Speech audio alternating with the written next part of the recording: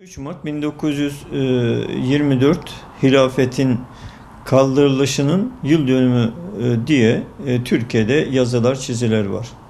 Ama 3 Mart'ta hilafet kaldırılmadı.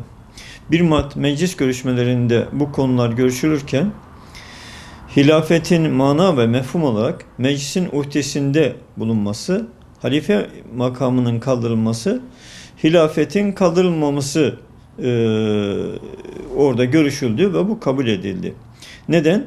Çünkü İngilizler Ürdün kralını halife olarak seçirmek istiyorlardı.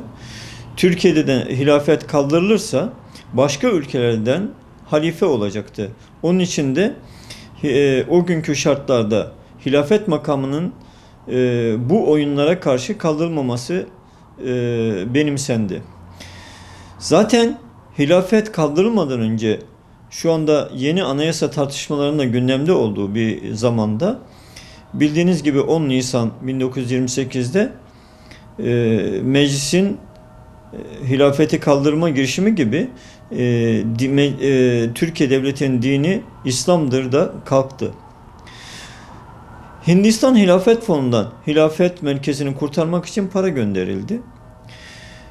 Bugün o paralarla işte 1926'lı yıllarda İş Bankası kuruldu ve İş Bankası'nın bugün faizle iştikal etmesi bütün Müslümanlara, dünya Müslümanlarına Hindistan'dan gönderilen o paralarla kurulan faizcilik yapılması bütün Müslümanlara bir hakarettir. Bunun CHP'nin emrine verilmesi de anayasaya, yasalara ve siyasi partiler kanuna aykırıdır. Hiçbir parti, Türkiye'de 93 parti var, bakkal dükkanı bile açamazken, Türkiye'de nasıl oluyor da anayasaya aykırı bir işlem yapılabiliyor?